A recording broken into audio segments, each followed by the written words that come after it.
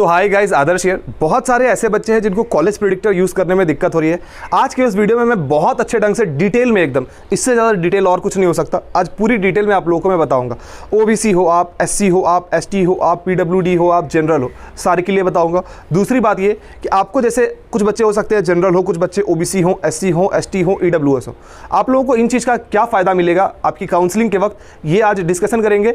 उसके बाद एक और चीज़ हम लोग डिस्कशन करने वाले हैं आज, वो ये कि जैसे राउंड 7 होती है हमारी और सीए से भी राउंड होती है, तो राउंड 7 या फिर राउंड 6 या फिर राउंड 5 जो हम लोगों की जोसा काउंसलिंग होती है, उसमें आप लोगों की कौन सी रैंक से आप लोगों को कॉलेज मिलती है। दूसरी बात ये कि जब आप लोगों की सीएस ए बी राउंड होती है, उसमें आप लोगों को कौन से रैंक से आप लोगों को कॉलेज मिलती है। उसके बाद एक और चीज़ हम लोग ये डिस्कशन करेंगे यार कि कितने रैंक तक ऐसा होता है कि आपको कॉलेज मिल सकती है। अगर आप ओबीसी कैटेगरी से हो, सपोज हो सकता है कि आपकी कैटेगरी रैंक 35,000, तो इसका मतलब ये थोड़ी ना कि आपको 35,000 रैंक पे भी कॉलेज मिल जाएगी। कुछ एक कॉलेज का कट ऑफ होता है या नहीं होता। कुछ बच्चे ऐसे ही हवा में बोलते हैं। मेरी वीडियो को एक एक मिनट बहुत अच्छे ढंग से देखना, क्योंकि अगर इस वीडियो को बताने के बाद भी अगर आपको चीज़ें समझ में नहीं आती है तो मैं हाथ जोड़ता हूँ, मेरे से तुम लोग नहीं समझ पाओगे। फिर ये कंप्लीट हो जाए, मेरी एप्लीकेशन जेई AB 360 को जाके आप लोग अपडेट कर लेना, अपडेट कर लेना, अपडेट कर लेना। बार बार बोल रहा हूँ, कुछ उसमें चीज़ें मैंने लिख दी है, जब अपडेट होंगी उसमें, जो कि आप लोगों को जब आप कॉलेज प्रिडिक्ट करोगे तो आप लोगों के लिए बहुत बहुत ज़्यादा हेल्पफुल हो सकता है। तो किसी भी कीमत पे वीडियो एंड होने के बाद आप लोगों को जाके एप्लीकेशन को अपडेट कर लेना। तो यार इस वीडियो को कंप्लीट देखना। ये जो आप लोगों के सामने एग्जाम्पल डेटा मैंने लिखा है, तो हर एक बच्चा जिसको डाउट आ रहा था, चाहे वो ओबीसी की हो, एससी की हो, एसटी के हो, जो भी हो, सबको मैं एक एक करके कॉलेज प्रिडिक्ट करके दिखाऊंगा। तो आप लोग ध्यान से अभी देखना। इससे पहले हम लोग कुछ बेसिक्स जानना है, उस बेसिक्स के ऊपर हम लोग पहले जानकारी ले लेते हैं। 1 मिनट भी मिस मत करना। और अगर इतना कुछ बताने के बावजूद अगर आपको कुछ भी समझ में नहीं आता यार, तो आप धन्य हो। सबसे पहले मैंने यहाँ पे एक रिजल्ट रखा है। एक रिजल्ट में आप लोगों को यहाँ पे दिख रहा होगा, मैंने लाल कलर से सर्किल किया है, वहां पे आप लोगों को दिख रही होगी CRL रैंक। ठीक है, तो रैंक आपकी जो होती है वो 2 कैटेगरी की होती है। एक होती है हमारी कैटेगरी रैंक और एक होती है हमारी CRL रैंक।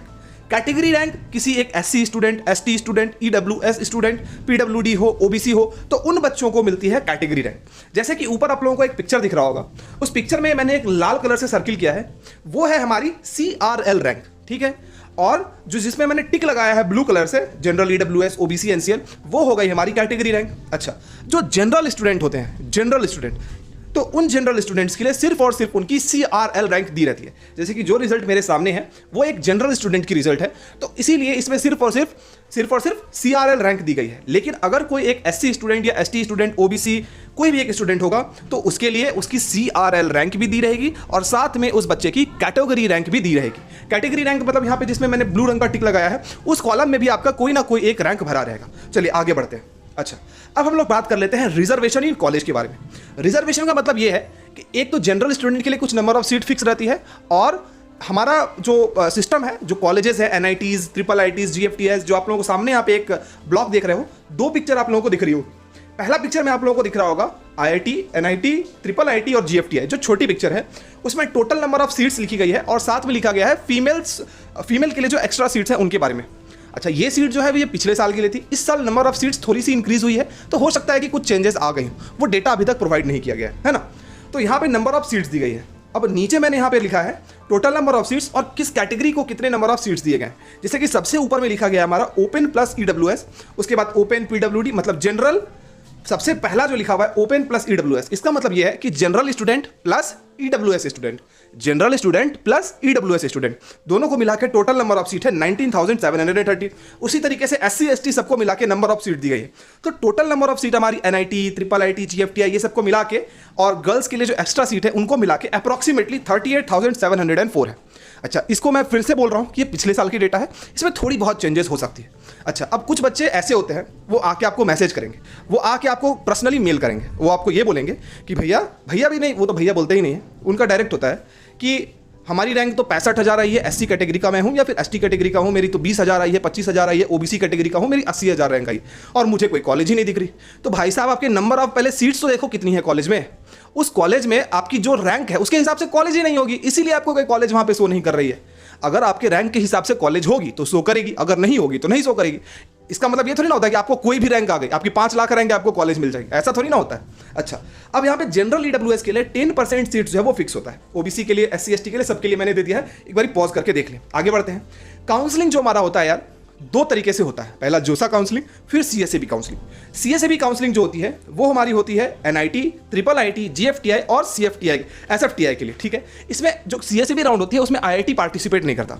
सीएसएबी राउंड कब होता है? जब हमारी जोसा राउंड की काउंसलिंग खत्म होने के बाद नंबर ऑफ सीट बचती है तब होता है। वीडियो को कंप्लीट देखना है, मैं आगे चल के सारे कैटेगरी के स्टूडेंट के लिए एक एक करके बताऊंगा कि आप लोगों को किस रैंक पे कॉलेज कैसे मिल रही है, नहीं मिल रही है, प्रिडिक्ट करके दिखाऊंगा। पूरी वीडियो को देखें डिटेल में, ठीक है। अच्छा, तो जोसा काउंसिल, जैसे कि मैंने यहाँ पे लिखा है कि सीएसएबी राउंड कब होता है? जब रिमेनिंग सीट बचेगी तब, मतलब जोसा राउंड की काउंसलिंग खत्म हुई, उसमें अगर सीट बची तब जाके आपकी सीएसएबी राउंड होती है, ठीक है। अब मैं आप लोगों को एग्जांपल लेके बता रहा हूं कि कब आपकी, जैसे कि पहले मैंने यहाँ पे लिखा था कैटेगरी रैंक और उसके बाद मैंने लिखा था सीआरएल रैंक, तो इसकी क्या यूज है वो मैं अभी आप लोगों को बताता हूं। जैसे कि सपोज आपने जोसा काउंसलिंग में पार्टिसिपेट किया, जोसा काउंसलिंग में पार्टिसिपेट किया, कॉलेजेस जो आपको मिलती हैं वो कॉलेज आपको मिलती है कैटेगरी रैंक के ऊपर। किसके ऊपर मिलती है? Category rank. सपोज अगर आप जनरल हो तो आपको जनरल रैंक के हिसाब से मिलेगी, अगर आप ओबीसी हो तो आपको ओबीसी रैंक के हिसाब से मिलेगी, एससी हो तो एससी, एसटी हो तो एसटी उसके हिसाब से। जैसे कि मैंने एक एग्जांपल लिया, सपोज एक स्टूडेंट है, उसकी सीआरएल रैंक आई है 1 लाख और वो ओबीसी कैंडिडेट है, उसकी ओबीसी रैंक आई है 5000। तो जो जोसा काउंसलिंग में आपको कॉलेजेस मिलेंगी वो आपको ये कैटेगरी रैंक जो आपकी 5000 रैंक है इसके हिसाब से आपको कॉलेज मिलेगी। यहां पे आपका सीआरएल रैंक से कोई लेना देना नहीं होता है, यहां पे सिर्फ और सिर्फ आपकी कैटेगरी रैंक काम आती है। बार बार मैं बोल रहा हूं, कैटेगरी रैंक काम आती है, ध्यान देके सुनो। कॉलेज प्रेडिक्शन में गलती करते हो, आके बोलते हो कि कॉलेज प्रेडिक्टर गलती है। ध्यान से सुनो, अच्छे से कान खोल के आगे बढ़ते हैं। अब हम लोग आते हैं आफ्टर जोसा, जो हमारी सीट बचती है उसमें हमारा होता है सीएसएबी राउंड। सीएसएबी राउंड में आपकी जो कॉलेज अलॉटमेंट होती है वो आपकी सीआरएल रैंक से होती है। किससे होती है? सीआरएल रैंक से। समझने की कोशिश करते हैं आप। फॉर एग्जांपल एक स्टूडेंट है, एक स्टूडेंट की सीआरएल रैंक, आपकी जो सीआरएल रैंक दी रहती है, जैसे कि मैं पीछे करता हूं और यहां पे देखो जिसको मैंने सर्किल किया है रेड कलर से, ये आपकी सीआरएल रैंक। तो अगर आप एक ओबीसी स्टूडेंट हो तो आपको सीआरएल रैंक भी दी गई होगी और उसके साथ साथ आपको ओबीसी रैंक भी दी गई होगी, ठीक है।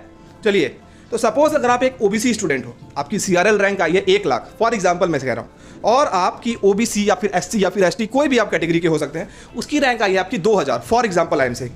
तो आपको जो कॉलेज मिलेगी सीएसएबी राउंड में, वो सीएसएबी राउंड में आपको कॉलेज मिलेगी सीआरएल रैंक के हिसाब से, मतलब कि आपकी जो 1 लाख रैंक आई है इसके हिसाब से आपको कॉलेज मिलेगी, ठीक है। ओबीसी, एससी, एसटी जो होते हैं उसके लिए, जैसे कि मैंने बोला था, नंबर ऑफ सीट्स प्रिजर्व, इतने नंबर ऑफ सीट्स होती हैं, तो उसी सीट में आपको कॉलेज मिलेगी। लेकिन जो आपका रैंक होगा, जो रैंक कंसीडर किया जाएगा, वो रैंक कंसीडर किया जाएगा आपका सीआरएल रैंक। समझे?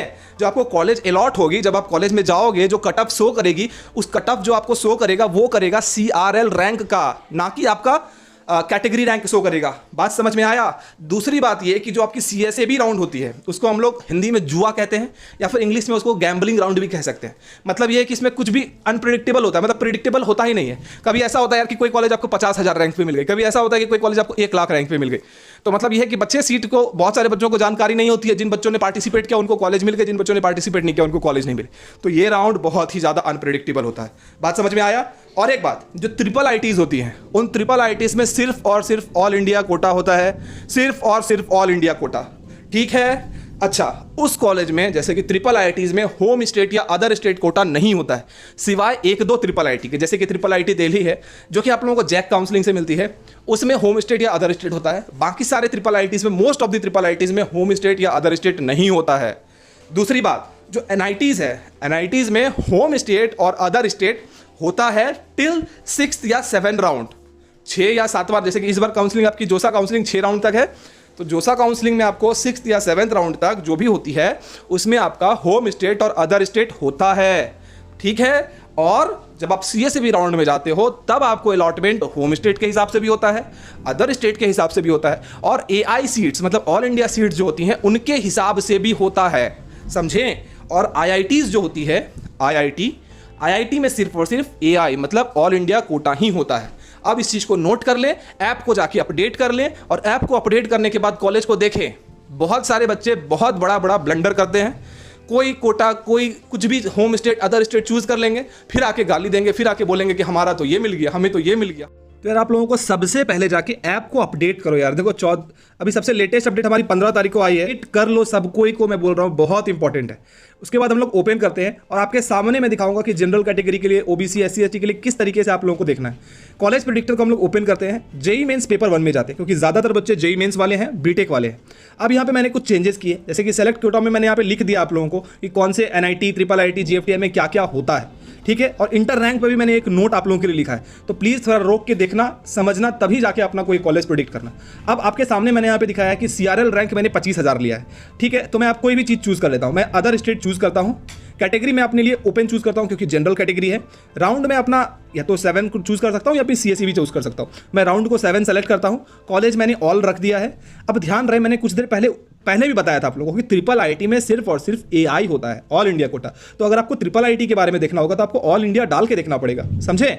और जब एनआईटी के लिए देखते हैं या फिर जीएफटीआई, तो आपको अदर स्टेट या होम स्टेट में वो कॉलेज दिख जाएगी। जो बच्चे बोल रहे थे कि मेरे को ट्रिपल आईटी नहीं दिख रही है, वो प्लीज़ ऑल इंडिया डाल। आगे बढ़ते हैं, सेलेक्ट कॉलेज टाइप में मैंने ऑल सेलेक्ट कर दिया और हम लोग अब यहाँ पे रैंक डालते हैं। जो हमारी रैंक है 25,000, ठीक है, 25,000 डाला और जेंडर न्यूट्रल हम लोगों ने डाल दिया। इसको डालने के बाद हम लोग प्रिडिक्ट कॉलेज के ऊपर करते हैं। अब हमारे पास सारा कॉलेज यहाँ पे दिखने लगा कि कौन सी कॉलेज हमें मिल सकती है कि नहीं। अच्छा, एक आप लोगों के लिए मैं इंटर रैंक कर रहा हूँ। अगर आप सीएस जब आप 7th राउंड अगर आप सेलेक्ट करते हो तो आपको कैटेगरी रैंक डालना है, और अगर आप सीएसई भी राउंड करते हो तो ऑल इंडिया रैंक, मतलब जिसको सीआरएल रैंक कहते हैं, वो डालना है आपको, ठीक है। तो जनरल कैटेगरी के लिए दोनों ही सेम होती है। तो अगर आप यहाँ पे सीएसई भी राउंड 2 के लिए भी देखोगे तो आपको वही 25,000 डालनी पड़ेगी।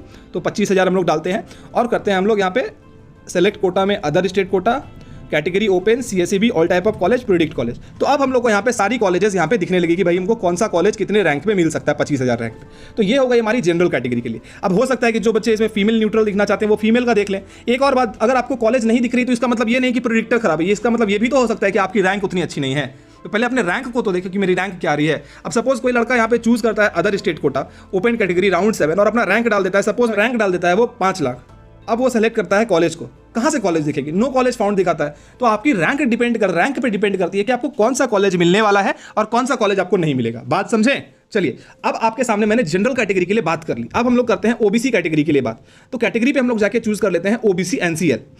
और कोटा के ऊपर मैंने अभी अदर स्टेट किया है। कुछ बच्चे होम स्टेट करके भी चेक कर सकते हैं, ऑल इंडिया करके भी चेक कर सकते हैं, अलग अलग करके सारे डेटा को चेक कीजिए। कभी अदर स्टेट, फिर होम स्टेट, फिर ऑल इंडिया, सबको मैं अदर स्टेट के ऊपर चेक करता हूं। राउंड 7 मैंने डाला है, रैंक आपके सामने दिख रही है। सीआरएल रैंक 35,000 है और ओबीसी रैंक 2,000 है। तो मैंने राउंड 7 सेलेक्ट किया है, इसीलिए हम लोगों को यहाँ पे डालना है कैटेगरी रैंक।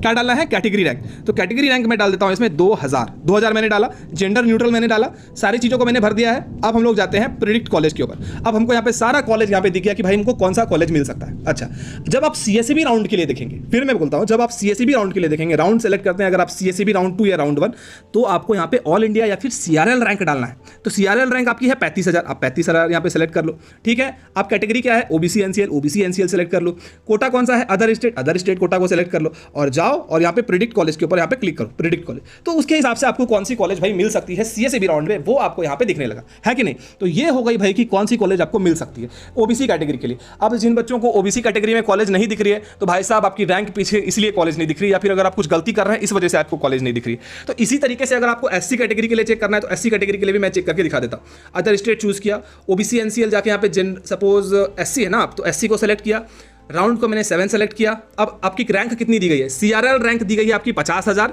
और एससी रैंक दी गई है आपको 500, ठीक है। तो मैंने यहाँ पे कॉलेज टाइप में ऑल को सेलेक्ट किया और रैंक, क्योंकि मैंने 7th राउंड चूज किया है तो इसीलिए मुझे कैटेगरी रैंक डालना है। तो मेरी कैटेगरी रैंक है 500, तो 500 को मैंने सेलेक्ट किया और मैंने जेंडर न्यूट्रल, अगर आप लड़का है तो जेंडर न्यूट्रल, लड़की है तो फीमेल न्यूट्रल, उसके ऊपर आप लोगों को क्लिक करना है। किया, फिर से चेक करते हैं other state, SC, round 7, all college, 500 rank, gender neutral. अब आपको कौन सी कॉलेज मिल सकती है? सारी कॉलेज यहाँ पे दिखने लगे। अब देखो, कुछ बच्चे बोलते हैं कि भैया मेरी रैंक में मेरे कॉलेज नहीं मिल रही, मेरे को यहाँ पे ब्लैंक दिखा रहा है। सपोज देखते हैं, अदर स्टेट आपने चूज किया, कैटेगरी आपने एससी चूज किया, राउंड 7 आपने चूज किया, ऑल सेलेक्ट किया। अब आपकी रैंक है भाई एससी कैटेगरी में आपकी रैंक सपोज है 50,000 है, सपोज मैं बोलता हूँ 50,000। जाते हैं तो कहाँ से कॉलेज दिखेगी? आपकी रैंक ही नहीं है उतनी अच्छी, तो आपको कॉलेज कहाँ से मिलेगी भाई? काउंसलिंग में आपको कॉलेज नहीं मिलेगी, इसीलिए नो कॉलेज फाउंड दिखा रहा है ना। अच्छा, अब यही चीज़ को अगर आपको सपोज 50,000 रैंक पे देखना है कि भाई मेरे को सीएसईबी राउंड में मिलता है कि नहीं। अब जैसे कि आपकी मैंने यहाँ पे रैंक डाली थी, क्या है? सीआरएल रैंक है 50,000 और एससी रैंक है 500, ठीक है। अब हम लोग चेक करना चाहते हैं कि सीएसईबी राउंड में मुझे कॉलेज मिलेगी कि नहीं। तो सीएसईबी राउंड पे जाओ, आपकी रैंक कितनी थी? 50,000 रैंक थी सीआरएल और एससी रैंक थी 500। तो आपको यहाँ पे सीआरएल रैंक डालना है जब आप सीएसईबी राउंड चूज करते हो। तो आप लोग यहाँ पे जाओ और रैंक डालो अपनी 50,000, ठीक है। कोटा डालो अदर स्टेट, अगर होम स्टेट देखना है तो होम स्टेट भाई, ओबीसी एनसीएल है, एससी एसटी क्या है, एससी है तो एससी को सिलेक्ट किया, ऑल कॉलेज सिलेक्ट किया, 50,000 रैंक है, प्रिडिक्ट कॉलेज, कॉलेज आया कि नहीं आया, आ गया। अब यहां पे अगर आप 5,000 डालोगे भाई, सीएसईबी राउंड में बार बार मैं कह रहा हूं, जब चूज करते हो रैंक अपनी डालो सीआरएल रैंक, जब आप राउंड को सिलेक्ट करते हो, राउंड 7 सेलेक्ट करते हो, रैंक डालो अपनी कैटेगरी रैंक। जनरल कैटेगरी के लिए कैटेगरी रैंक और सीआरएल रैंक सेम होती है, ओबीसी एससी एसटी पीडब्ल्यूडी के लिए सबके लिए सारा कैटेगरी रैंक डिफरेंट होता है। गलती खुद करो, दूसरे के ऊपर दोष दो, ठीक है। चलिए आगे बढ़ते हैं। अब हम लोग एक पीडब्ल्यूडी के लिए भी चेक कर लेते हैं और एक गर्ल्स के लिए भी चेक करके बता देते हैं, दोनों के लिए बता देते हैं। सबसे पहले गए अदर स्टेट, पीडब्ल्यूडी के लिए चेक करते हैं। कैटेगरी के ऊपर गए हम लोग, सपोज वो लड़का जनरल कैटेगरी का है और पीडब्ल्यूडी है, चूज किया, 7th राउंड आपने चूज किया, कॉलेज टाइप में आपने ऑल सेलेक्ट किया, रैंक सपोज आपकी आई है 250, यहां पे मैंने क्या चूज किया आपके लिए रैंक 250 रैंक आपने डाला फटाक से, कॉलेज किया प्रिडिक्ट, कॉलेज एकदम फटाक से आपके सामने आ गया। अब कुछ लड़के बोलेंगे कि भैया हमारी पीडब्ल्यूडी रैंक में तो हमें कॉलेज ही नहीं दिखती है। अब मान लेते हैं कि आपने जो आपकी कोटा है वो है अदर स्टेट, कैटेगरी है आपकी जनरल पीडब्ल्यूडी, राउंड है आपका 7 कॉलेज और रैंक आपकी मान लेते हैं आपकी रैंक आ गई पीडब्ल्यूडी में आपकी 10,000 रैंक आ गई सपोज, प्रिडिक्ट कॉलेज, कहां से कॉलेज दिखेगा, आपकी रैंक ही अच्छी नहीं तो कॉलेज कहां से दिखेगा, इसीलिए कॉलेज नहीं दिखता। ऊपर करें सेलेक्ट कोटा करना है, सपोज आप गर्ल्स के लिए एक बार चूज कर लेते हैं, सपोज आपने होम स्टेट चूज किया, अदर कैटेगरी आपने जनरल में चूज कर लेता हूं, आप कोई भी चूज कर लेना, कैटेगरी राउंड 7 हम लोगों ने चूज किया, कॉलेज ऑल, कैटेगरी रैंक पे हम लोग जाके डालते हैं, सपोज किसी लड़की का रैंक आया है जनरल कैटेगरी में, सपोज मैं मान लेता हूं 35,000 रैंक डालें, जेंडर न्यूट्रल या फीमेल ओनली सेलेक्ट किया, प्रिडिक्ट कॉलेज, फटाक से सारा कॉलेज आ गया। अब कोई लड़की है उसकी रैंक आई है 5 लाख, आप सोचोगे मुझे कॉलेज मिल जाए तो नहीं दिखता है, फिर बोलते हो कि भाई आपकी प्रिडिक्टर खराब है। तो गलतियां को सुधारो, अच्छे तरीके से देखो, तभी जाके काउंसलिंग में मिस्टेक नहीं करोगे। अगर इतना सीधा चीज होता तो दुनिया भर के सारे लोग जो हैं कोई भी गलतियां नहीं करते और बिना गलती किए सारे कॉलेजेस को वो देख लेते। जितनी चीजें मैंने यहाँ पे बताई हैं, हर एक चीज को अच्छे तरीके से फॉलो करो, फिर देखो क्या गलती हो रहा था। यहाँ पे मैंने जो चूज ऑप्शन दिया है, एक ऑल ऑप्शन मैंने दिया था ताकि आप लोगों को सारी चीजें ईजिली दिख जाए, लेकिन उस ऑल ऑप्शन का इतना मिसयूज हो रहा था, सारे बच्चे मतलब होम स्टेट अदर स्टेट को एक जैसा समझ ले रहे थे। मैंने आपको बार बार कहा था कि हर एक चीज को अलग अलग करके देखो, other state, home state, all India, हर चीज को अलग अलग करके देखो, लेकिन आप समझते ही नहीं हो यार। एक बार में बहुत सारे बच्चों को समझ ही नहीं आती। मैं सारे बच्चों के बारे में नहीं कह रहा, 70-80% बच्चे समझ जाते हैं, बहुत समझदार है, लेकिन ये 15-20% जो बच्चे हैं इनको पता ही नहीं होता कि मुझे कौन सी कॉलेज मिलेगी, कहाँ मिलेगी, किस रैंक में मुझे क्या कॉलेज मिल सकता है। मैंने कल एक बच्चा को तकरीबन 1 घंटा अपने ईमेल पे बताया, समझाया, फिर आज मैं देखता हूँ कि आज वो फिर से बोल रहा है कि आपकी ये जो है वो खराब है, रैंक दिखती नहीं है। यार आप लोगों को चेक करना है कि भाई कौन से कॉलेज कितने रैंक पे आप लोगों को मिल सकती है। होपफुली अब तो आप लोगों को एकदम पूरा बढ़िया तरीके से क्लियर हो गया हो। प्लीज़ मैं बोल रहा हूं कि अगर आपको नहीं समझ में आया, फिर से इस वीडियो को जो 15-20 मिनट की वीडियो बनी है फिर से दोबारा देखो, क्योंकि मैं बार बार कह रहा हूं कि इतनी डिटेल वीडियो आपको कहीं पे भी नहीं मिलेगी। और मैं इतना बार बार आपको इसलिए कह रहा हूं क्योंकि ये गलती आपको काउंसलिंग में करवाएगी। काउंसलिंग में गलती नहीं करने के लिए इतनी डिटेल वीडियो मैंने बनाई।